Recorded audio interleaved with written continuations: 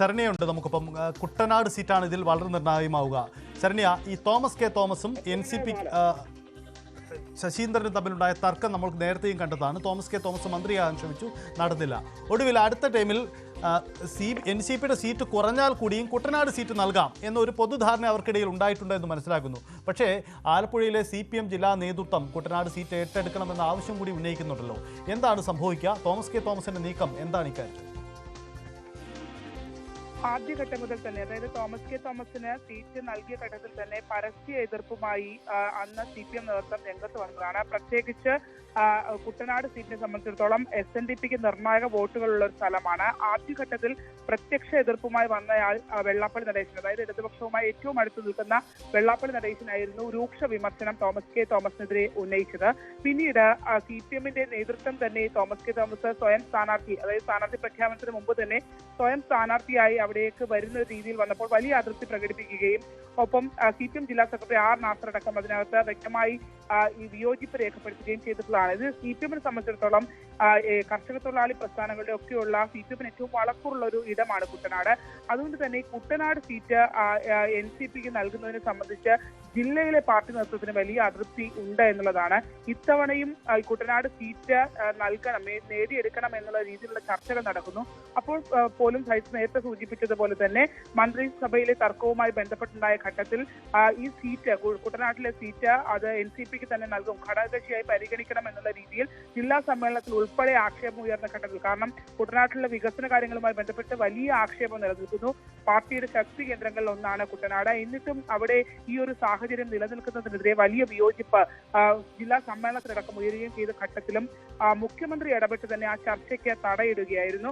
മാത്രമല്ല ഘടകകക്ഷികളെ മാനിച്ച് ആണ് മുന്നോട്ട് പോവുകയുള്ളൂ, അത്തരത്തിൽ ഘടകകക്ഷികളുടെ സീറ്റിനെ സംബന്ധിച്ച ചർച്ചയ്ക്ക് പോലും കാര്യമില്ല എന്ന്, പ്രസക്തിയില്ല എന്നുള്ള രീതിയിലുള്ള ഇടപെടൽ അന്ന് ജില്ലാ സമ്മേളനത്തിൽ ഉണ്ടാവുകയും ചെയ്തിട്ടുണ്ട്. പക്ഷേ ഏറ്റവും പ്രധാനപ്പെട്ട കാര്യം കുട്ടനാട്ടിൽ ഇത്തവണ വിജയിച്ചു കയറുക എന്നുള്ളത് വളരെ പ്രതിസന്ധിയായിരിക്കും. പ്രത്യേകിച്ച് NCPയെ നിലനിർത്തിക്കൊണ്ട് വിജയിച്ചു പോവുക എന്നുള്ളത് വലിയ പ്രതിസന്ധി നിലനിൽക്കുന്നുണ്ട്. പിന്നെ NCP ഒരു ഘടകകക്ഷി കൊടുക്കുന്നത് കൊണ്ടാണ് CPMന് നേരിട്ട് വളക്കൂറുള്ള മണ്ണിൽ കൃത്യമായ ഒരു വികസനമോ കാര്യങ്ങളോ നടക്കാത്തതെന്നുള്ള വലിയ പ്രതിഷേധം ജനങ്ങളുടെ ഭാഗത്തു നിന്നും, വോട്ടർമാരുടെ, പ്രത്യേകിച്ച് CPM അണികളായിട്ടുള്ള വോട്ടർമാരുടെ ഭാഗത്തു നിന്നും ഉണ്ടാകുന്നുണ്ട്. അതുകൊണ്ടൊക്കെ തന്നെ ഈ കുട്ടനാട് സീറ്റ് NCPക്ക് നൽകുന്നതുമായി ബന്ധപ്പെട്ട വലിയ വിയോജിപ്പ് പ്രാദേശികമായി ഉണ്ട് എന്ന് തന്നെ കണക്കാക്കാം. അത് മന്ത്രി സജി ചെറിയാൻ അടക്കമുള്ള ആളുകൾക്ക് ആ വിയോജിപ്പ് ഉണ്ട് എന്നുള്ളതാണ്. സജി ചെറിയാൻ ജില്ലാ സെക്രട്ടറി ആയിരുന്ന ഘട്ടത്തിലും തുടർന്ന് വന്ന ആളുകൾ ജില്ലാ സെക്രട്ടറി ആയിരുന്ന ഘട്ടത്തിലും ഈ ഒരു തീരുമാനം മാറ്റിയെടുക്കണമെന്നുള്ള അഭിപ്രായം പങ്കുവച്ചിട്ടുള്ള ആളുകൾ തന്നെയാണ്. എന്തായാലും അതിനെയൊക്കെ മറികടന്ന് മുഖ്യമന്ത്രിയുടെ തീരുമാനം ആണ് നടപ്പിലാകാൻ പോവുക എന്നുള്ളതിനകത്ത് സംശയമില്ല. നിലവിലത്തെ സാഹചര്യത്തിൽ കുട്ടനാട് സീറ്റ് NCPക്ക് തന്നെ നൽകും. പക്ഷേ പ്രാദേശികമായി ജില്ലാ തലത്തിൽ തന്നെ അത് പാർട്ടിക്കുള്ളിൽ വലിയ അവമതിപ്പ് ഉണ്ടാക്കുകയും ചെയ്യുന്നുണ്ട്. അതാണ് CPM ആലപ്പുഴ ജില്ലാ നേതൃത്വം ആവശ്യപ്പെടുന്നുണ്ട്. പക്ഷേ തോമസ് കെ തോമസ് വഴങ്ങില്ല. മാത്രമല്ല CPMന്റെ ഇടതുമുന്നണിയുടെ പൊതുമുന്നണി ധാരണ, സീറ്റ് ധാരണകളെ അത് സ്വാധീനിക്കുകയും ചെയ്യും. അനീഷ്, കോഴിക്കോട് എലത്തൂർ സീറ്റ് എന്തുകൊണ്ടാണ് CPM ഏറ്റെടുക്കാനുള്ള സാധ്യതയിലേക്ക് വരുന്നത്? യഥാർത്ഥത്തിൽ എലത്തൂരിൻ്റെ ഒരു സംഘടനാ ബലാബലം എങ്ങനെയാണ്? CPMന്റെ സ്ട്രോങ് ഹോൾഡായ ഇടമല്ലേ? അവിടെ ശശീന്ദ്രനിൽ നിന്നും അല്ലെങ്കിൽ NCPയിൽ നിന്ന് ആ സീറ്റ് ഏറ്റെടുത്താൽ അത് മുന്നണിയുടെ സാധ്യതകളെ ബാധിക്കുമോ? എന്താണ് CPM ഇക്കാര്യത്തിൽ നടത്തിയ വിലയിരുത്തൽ? സജിത്ത്, കോൺഗ്രസ് യു എന്ന പേരിൽ LDFൽ എത്തിച്ചേർന്നതിന് ശേഷം പിന്നീട് കോൺഗ്രസ് എസ്സായും NCPയുമായി ഒക്കെ മാറിയപ്പോഴും CPMന്റെ എക്കാലത്തെയും വിശ്വസ്തനായി നിലയുറപ്പിച്ചിരുന്ന വ്യക്തിയാണ് AK ശശീന്ദ്രൻ.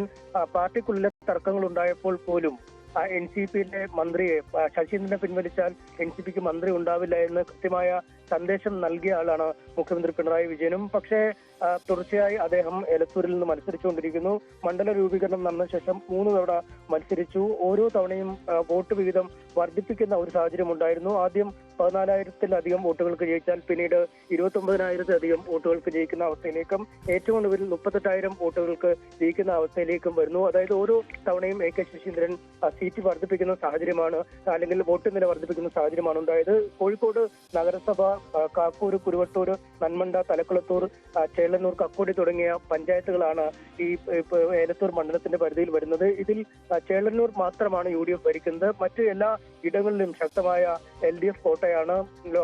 നഗരസഭയുടെ ഭാഗമായി വരുന്ന 6 ഡിവിഷനുകളും ശക്തമായി തന്നെ LDF കാലങ്ങളായി ജയിക്കുന്ന ഒരു സ്ഥലവുമാണ്. അതുകൊണ്ട് AK ശശീന്ദ്രന്റെ വ്യക്തിപ്രഭാവം അല്ലെങ്കിൽ NCPയുടെ പാർട്ടി സംഘടനാ സംവിധാനം എന്നതിനപ്പുറം CPMന്റെ സംഘടനാ ശേഷി തന്നെയാണ് അവിടെ വിജയത്തിന്റെ ഏറ്റവും വലിയ ഘടകമായി മാറുന്നത്. പക്ഷേ CPM-മായി ഏറെ അടുത്തു നിൽക്കുന്ന ഒരു ആൾ എന്ന നിലയിലും ഘടകകക്ഷികളെ സാധാരണ രീതിയിൽ വലുതായി പ്രോത്സാഹിപ്പിക്കാത്ത ഒരു മുന്നണി എന്ന പേരുദോഷമൊക്കെ CPM-ന് LDF-ൽ ഉള്ള ഒരു സാഹചര്യമുണ്ട്. ഇതൊക്കെ മറികടക്കാനായി ചില മുഖങ്ങളെ എല്ലായ്പ്പോഴും CPM മത്സരിപ്പിക്കാറുണ്ട്. കടന്നപ്പള്ളി രാമചന്ദ്രനെ പോലെയും ഒപ്പം AK ശശീന്ദ്രനെ പോലെ ഉള്ളവരുമൊക്കെയാണ്. പക്ഷേ AK ശശീന്ദ്രൻ അപ്പുറം മറ്റൊരു സ്ഥാനാർത്ഥിക്ക് പിന്തുണ നൽകാൻ അല്ലെങ്കിൽ മറ്റൊരു സ്ഥാനാർത്ഥിക്ക് സീറ്റ് നൽകാനുള്ള ഒരു സാധ്യതയും എലത്തൂരിൽ കാണുന്നില്ല. പ്രത്യേകിച്ചും ശശീന്ദ്രന് ആരോഗ്യപരമായ ചില പ്രശ്നങ്ങളുണ്ട്.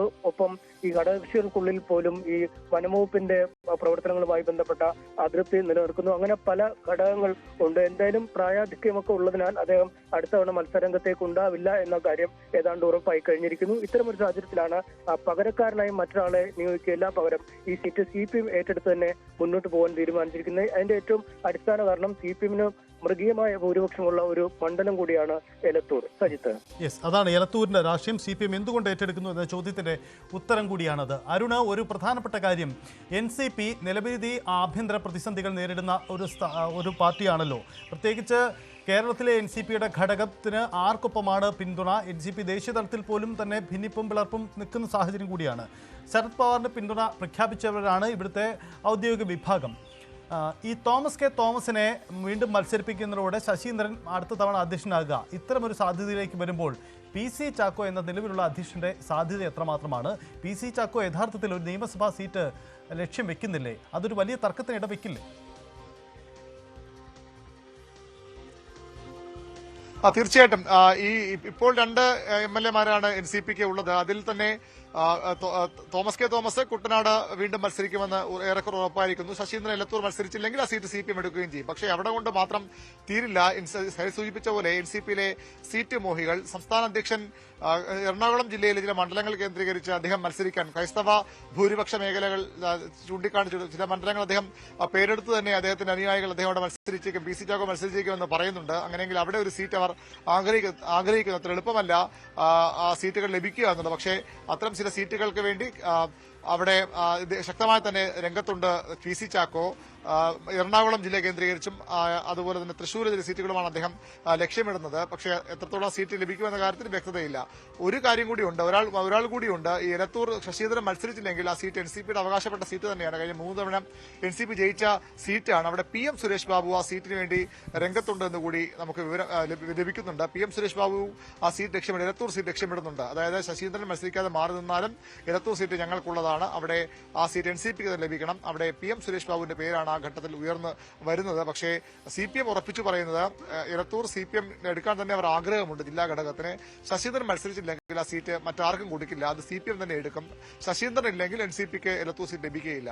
അങ്ങനെയെങ്കിൽ സുരേഷ് ബാബുവിന്റെ വഴി അടയും. പക്ഷേ എലത്തൂർ സീറ്റിന് വേണ്ടി സുരേഷ് ബാബു രംഗത്തുണ്ട്. അങ്കമാലി പോലുള്ള മേഖല കേന്ദ്രീകരിച്ചാണ് ഇപ്പോൾ PC ചാക്കോയുടെ നീക്കം. അദ്ദേഹവും ഒരു സീറ്റ് ലക്ഷ്യമിടുന്നുണ്ട്. അങ്ങനെയെങ്കിൽ അദ്ദേഹം ഒരുപക്ഷെ മന്ത്രിസഭ വന്നാൽ മന്ത്രിയാകാനൊക്കെ ഒരു അവകാശവാദവുമായി PC ചാക്കോയും എത്തും. പക്ഷെ എത്രത്തോളം വിജയസാഗർ സീറ്റ് അദ്ദേഹത്തിന് കിട്ടും, ഏതെങ്കിലും സീറ്റ് തന്നെ അദ്ദേഹം നൽകുമോ എന്ന കാര്യത്തിലൊന്നും വ്യക്തതയില്ല. അതിനും പുറമെയാണ് മുന്നണി ഇപ്പോൾ NCP-യുടെ നിലനിൽപ്പ് തന്നെ പലപ്പോഴും പ്രശ്നത്തിലാണ്. അജിത് പവാർ വിഭാഗം അവരാണ് NCP എന്ന് പറയുമ്പോൾ അങ്ങനെയെങ്കിൽ അവർ BJP മുന്നണിയുടെ ഭാഗമാണ്. അങ്ങനെയുള്ള തർക്കങ്ങളും ഇപ്പോൾ തന്നെ നിലവിലുണ്ട്. നേരത്തെ തന്നെ PC ചാക്കോ തോമസ് കെ തോമസിലേക്ക് അയോഗ്യരാക്കിക്കൊണ്ടുള്ള ഒരു കത്തൊക്കെ പ്രഫുൽ പട്ടേൽ നേരത്തെ നൽകിയിരുന്നു. അതൊക്കെ തള്ളിയാണ് അവർ നിൽക്കുന്നത്. അത്തരം സാങ്കേതികമായും നിയമന പ്രശ്നങ്ങൾ കൂടി NCP-ക്കുണ്ട്. അതിനിടയിലാണ് ഈ സീറ്റിന്റെ കാര്യത്തിലും